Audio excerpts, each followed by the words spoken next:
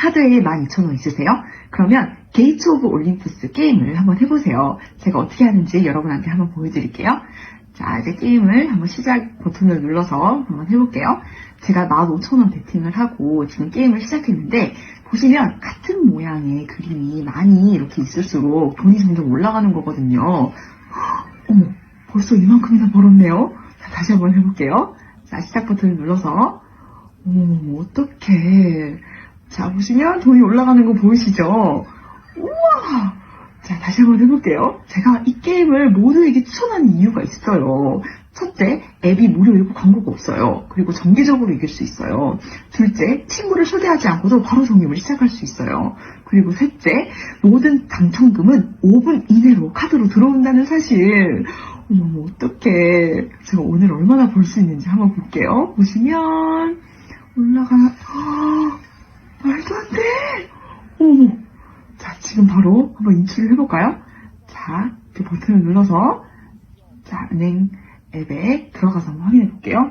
자, 보시면 지금 바로 돈이 입금되는 거 보이시죠? 어머, 여러분 지금 앱을 다운로드하고 등록한 후에 직접 한번 확인해 보세요.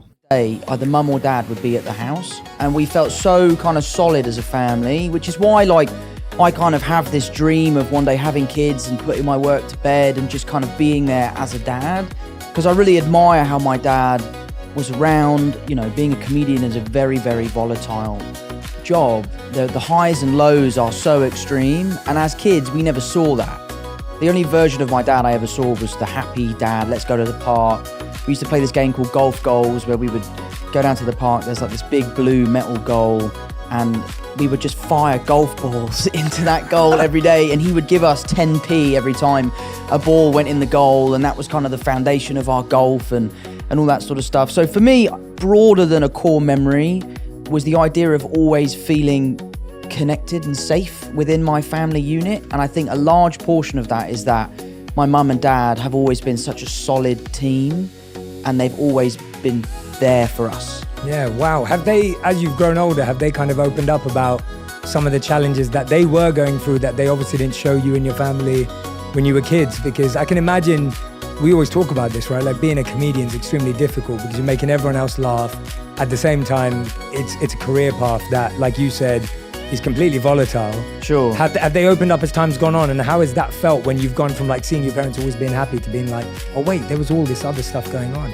Absolutely they have. And it's not even sometimes things that they've told us, it's just things that we've grown up to recognise. As a young kid, you know, you're not looking to how's my mum feeling, how's my dad feeling. And now as an older person, you know, those are things I care about. I want to call my mum because I know it will brighten her day. So that's all part of growing up, I guess. So seeing the way in which my dad's job affects him or my dad's job affects my mum is something we've all sort of come to terms with, and he's amazing at it. I mean, to be honest, I say affect, it doesn't really affect anyone. He's so good at handling it, which is a lot of why I feel like I am the way I am. For example, The Crowded Rooms come out, the critics absolutely hated it. They thought it was the worst thing they've ever seen, and it doesn't really upset me. And I think a large part of my feeling towards that has come from my dad being able to do a gig, the gig not going well, him brushing it off his shoulder and just right onto the next one. Yeah, wow. And first of all, I want to point that out as well. So I've been watching The Crowded Room. Right. And me and my wife have been watching it together, and we were actually really enjoying it. Good, thank and you. so we're actually loving it because I love a show that has mystery. Sure. That's trying to like get me to figure it out and get me to think about it. I'm kind of confused, and I love stuff like that. Like I'm a massive Christopher Nolan fan. Yeah, absolutely. So all my favorite movies are Nolan movies, and the reason why I love them is because I have no idea what's going on. Sure. And that's and you got to figure it out. And you got to figure it out. And I love puzzles, and I love escape rooms, and I love anything an escape room. Yeah, I love anything that's got me thinking, what is going on here, and why can't I figure it out? Mate, do you know what you should watch? I admittedly watch it to go to sleep if I'm ever feeling stressed or like overstimulated. I watch this guy called Chris Ramsey. He's like a YouTube guy. He's a magician, but I just watch him solve puzzles. He like buys these Japanese like handcrafted puzzle boxes, and he just solves them. And I've started buying them, and they come to the house, and you sit down for 4 hours, put it down, pick it up, and try and solve this puzzle. And it's amazing. Are you any good at them? No, I'm terrible at them, mate. I'm absolutely terrible. I've had an unsolved Rubik's Cube since I was like 11. But yeah, so I watch his videos because there's just something about like the sound of the wood. I'm a carpenter, so I love like craftsmanship and that sort of stuff. So I love the way that these pieces are put together. So watching him solve the puzzles, I find so relaxing. Yeah, I think for so many of us, you know, getting bad reviews, perceptions, people talking about us, whatever that may be, whatever scale we live at, can actually affect us. Sure. And you saying that actually seeing your dad, seeing him shrug it off and seeing him move on actually really helped him. Do you think that you've been able to create a bit more of a skill around that now, or is it something that happens naturally for you? Because I'm guessing that there's a lot of people who are listening and watching going, Tom, that's pretty amazing that you can do that at your scale and your level. But, you know, I'm still affected by that. Or I really struggle when my mate says something. Like, I know the number one thing I hear is like, most people don't chase their dreams because they're scared of what their mates will say, let alone what the world will say. Yeah, like I had this I was flying back last night, as I was telling you. So I was on a plane from DC to London last night.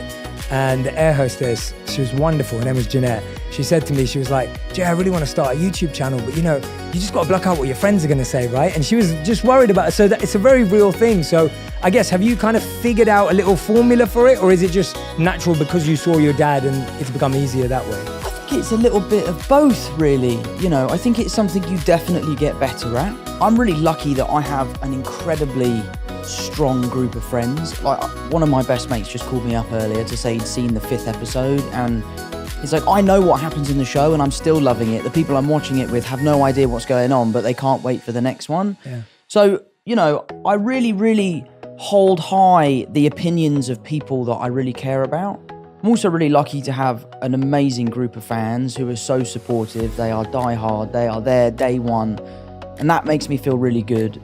But I do think a lot of my lessons in life have come from my dad and the ways that he can deal with things that he hasn't done very well in the past, that he's passed on to me.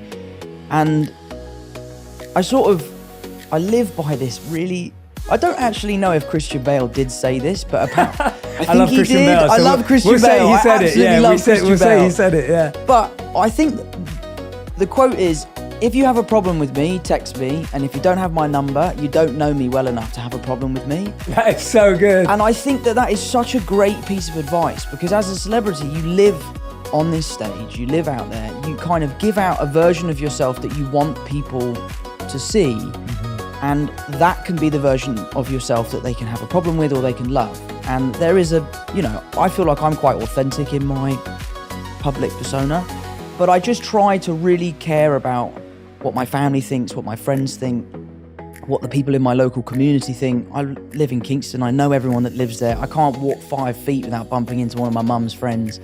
So it's something I've been working on. I try my best to not let that stuff affect me. It does. Yeah, of course. I'm not cold-hearted or anything like that. It does affect me, but I just try to move on and focus on the positives. Yeah, absolutely, absolutely. What was did you ever see your dad deal with everything and you thought, wow, that was incredible? Like, was there anything specific that you remember that, like, seeing him, like, tackle something and you thought, wow, that really impressed me, even if it was something really small in hindsight? I think the thing I admire most about my dad is his resilience.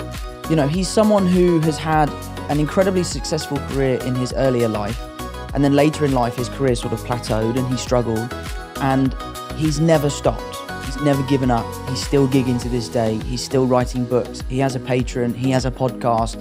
He's constantly grafting to get to where he wants to be. And I think being a young kid and seeing your dad continually working as hard as he can to kind of put his best foot forward, for me, has been a huge drive for my work ethic. I'll give it 100% or I'll give it nothing. And I think a lot of that has come from my dad and seeing him deal with that. The funny thing about my dad is you talk about doing a bad gig. I must have seen him 20 times. I've never seen him do a bad gig. He always seems to absolutely rip it. But maybe that's just because we're in the audience. But no, I owe a lot to my dad, and a lot of the teachings are things he's told me and things I've just witnessed him do. Yeah. And was there ever a piece of feedback or a rumor or something you saw that did affect you, where you actually thought, well, or at least made you stop and go, God, I'm trying to see the positives, but this one's tough. Like this actually made me have to pause and figure it out. Something that did really upset me, I was in New York, I was shooting The Crowded Room, and I was having a really hard time with the job just because of how taxing it was, the emotional capacity that I was having to get to every day. And I decided to delete my Instagram because I just felt like I was so addicted to